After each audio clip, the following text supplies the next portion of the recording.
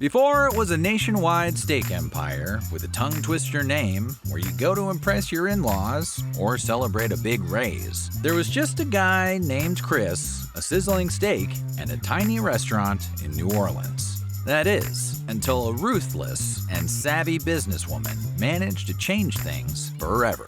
This is the beefy, buttery, slightly burned at the edges origin story of Ruth's Chris Steakhouse. A name so confusing, you'd think someone lost a bet. Turns out, the story is even more interesting than that. So, let's find out, why the hell is it called Ruth's Chris Steakhouse? But first, don't forget to like this video and subscribe to Weird Food History. Who knows what great restaurant mystery we will uncover next. Now, let's find out who put the Ruth in the Chris Steakhouse. It all started way back in 1927. In the heart of New Orleans. A local entrepreneur named Chris Matulik had a simple dream and opened a modest little restaurant called Chris Steakhouse. There was nothing flashy about it. No neon signs, no gimmicks, just a warm 60-person dining room and a sizzling grill. The menu was simple: juicy cuts of beef, baked potatoes, and a salad if you wanted it. In other words, it was literally meat and potatoes. But customers quickly became regulars, and Chris Steakhouse became a neighborhood staple. But while the food had soul, the business had its struggles. As it turned out, Matulik wasn't a savvy businessman. Over the years, he was forced to sell Chris Steakhouse 6 times. Each time sold at a financial loss, before Chris eventually would buy it back again. That is, until 1965. Because that year, someone walked in who would change everything.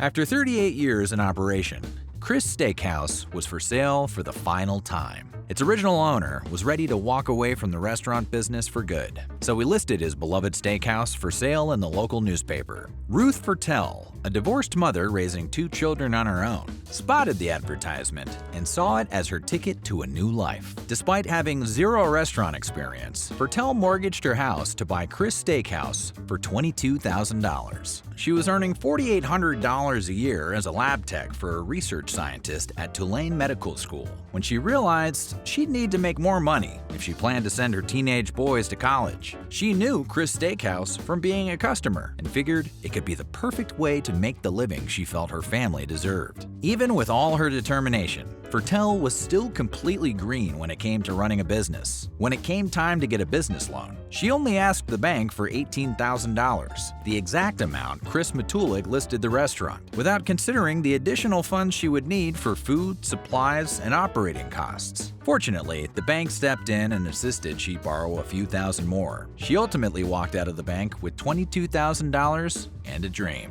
Even though the world of business was new, Fertel was a master of customer service. She was able to turn the struggling restaurant into a booming local business in only a few months. She had made some big changes at Chris Steakhouse. For instance, she insisted on hiring a staff of all single mothers. Back in the day, Ruth Fertel and her all-female crew earned the nickname the Broads on Broad Street, a nod to both the staff's toughness and the restaurant's original location. And it wasn't just a gimmick. She hired women at a time when few others in fine dining would. In fact, for a time, Chris Steakhouse was the only upscale restaurant in New Orleans with female servers. Ruth Fertel's restaurant grew its high-class reputation naturally. It started with working-class diners who appreciated a good meal. Then came the politicians who wanted to be seen among the people, and finally the wealthy patrons who wanted to stay close to the political action. Before long, the steakhouse had become a well-known political gathering spot in Louisiana. It was the kind of place where deals were discussed over dinner and news could break over a steak. Even Louisiana's former governor Edwin Edwards was a regular, and Fertel earned respect across party lines. Her restaurant wasn't just serving food. It was serving political influence. But in 1976, 2 years after Ruth took over the business, Chris Steak was completely destroyed in a fire, despite being dealt a critical blow. Fertel saw the silver lining. This was the opportunity to move Chris's Steakhouse to a new, bigger location, one that could accommodate the customer base she had built over the past decade.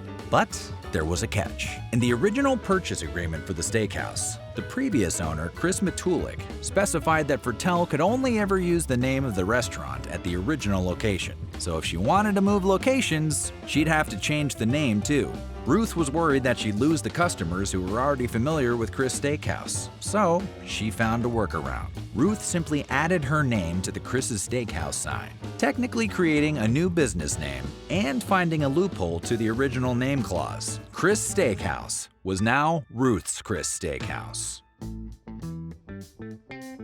Ruth didn't plan to build a nationwide chain. She just wanted to run a good restaurant and serve great food. But as word spread and loyal customers kept coming back, something bigger started to take shape.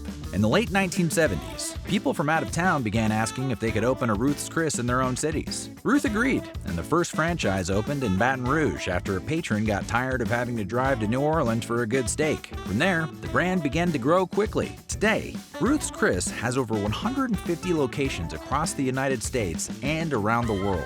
The restaurant became famous for its signature steaks, USDA prime beef cooked in an extremely hot broiler and served sizzling in butter on a heated plate. But other dishes became favorites too, like creamed spinach, sweet potato casserole, and bread pudding with whiskey sauce. And it managed to do it all while being saddled with a tongue-twisting name. Ironically, the person who disliked the name Ruth's Chris Steakhouse the most was Ruth herself. In the 90s, Fertel admitted in an interview article that she hated the name because she was often being confused for Chris or simply Chris's wife. But the name stuck, and Fertel's hands were forever tied. As the brand grew, it embraced its unusual name and focused on the one thing that always got attention: the signature steak sizzle. The sound of a steak arriving at the table became part of the experience. Like fajitas, only way more expensive.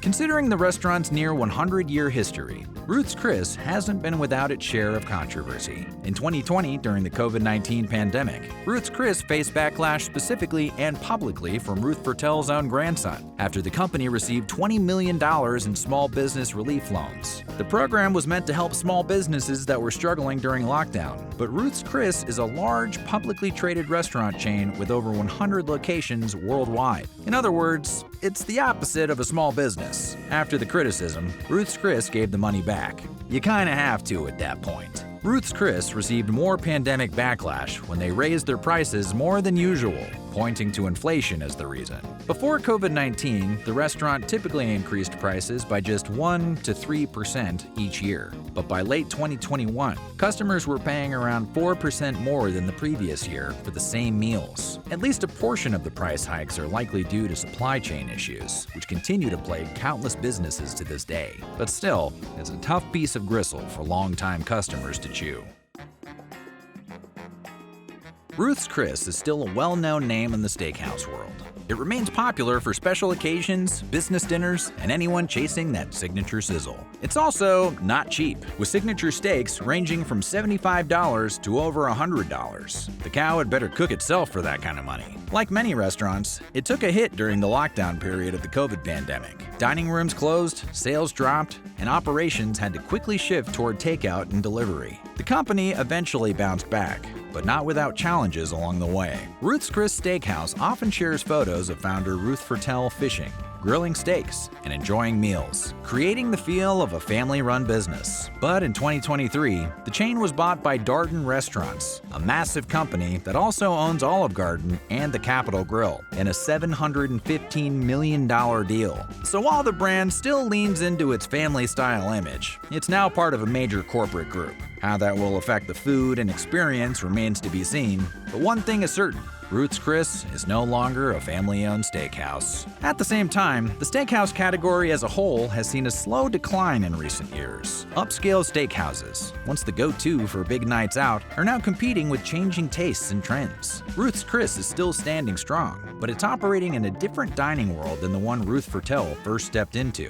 In 2025, the brand continues to grow. Since being acquired by Darden Restaurants in 2023, Ruth's Chris has aimed to open more locations in high-traffic cities and suburban markets. Their focus is on bringing the upscale steakhouse experience to new audiences, while staying consistent with its original style. In recent years, the menu has seen a few new additions, including more seafood options, seasonal specials, and updated appetizers like seared ahi tuna and crab-stuffed mushrooms. Some locations also offer prefix menus and bar bites to attract a wider range of diners. But nothing sells steak like that sizzle. So what do you think? Does Ruth's Chris Steakhouse live up to the hype, or should it bite its tongue? Let us know down in the comments below, and while you're at it, check out some of these other Weird History food videos.